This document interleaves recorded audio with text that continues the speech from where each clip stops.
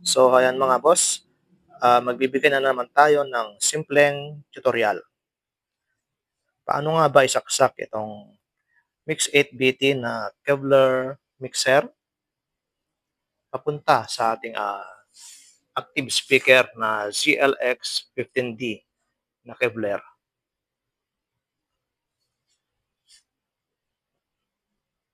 Ayan. Ayan pala mga boss ang specs ng ating speaker na ZLX15D.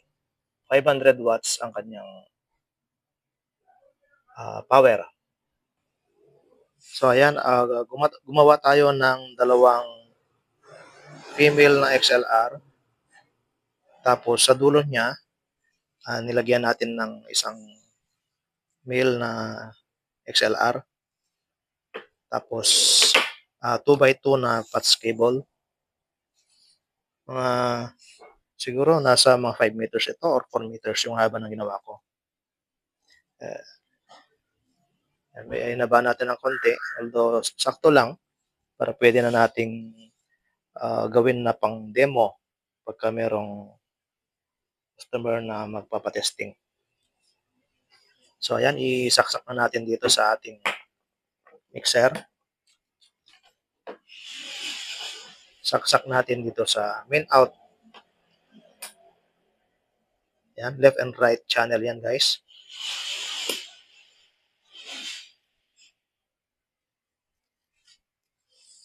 Tapos saksak na natin sa line A, input ng ating active speaker. Yan, mahirap kasi isang kamay lang natin ang nagsaksak. Saksak ko muna guys. So ayan, naisaksak na natin.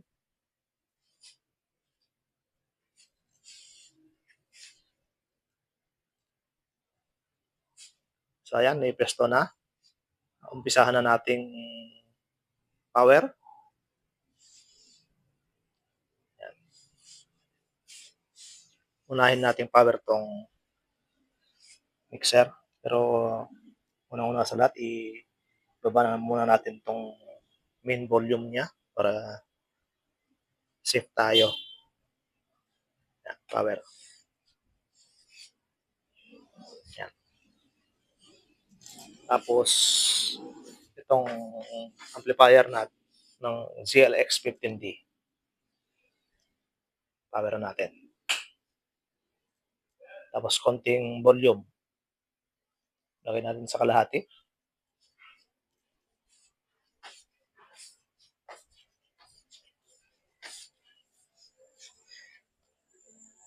Yan, connect na natin sa Bluetooth. Kunin natin yung cellphone natin para ating may testing.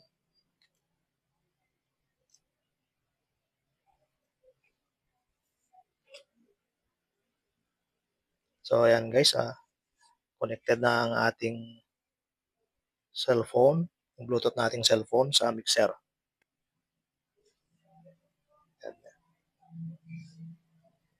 Angat natin tong main volume niya.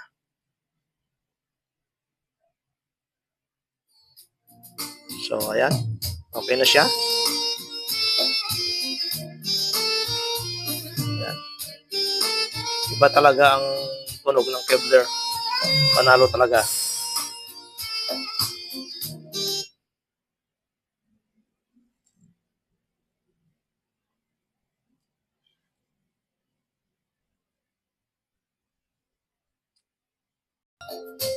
Nawala ang probe niya kanina. Naglo-loading kasi ang cellphone. Yung mahina ang ating wifi.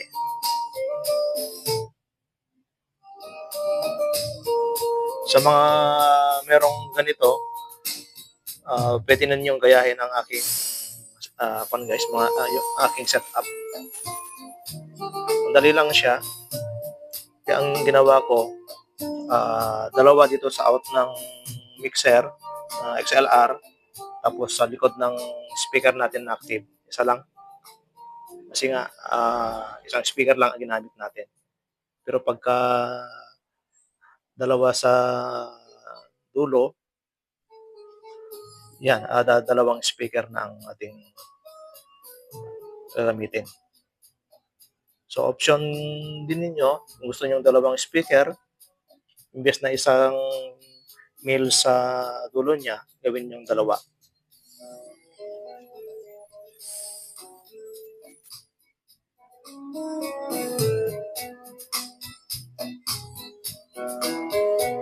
So ayan guys, thank you for watching.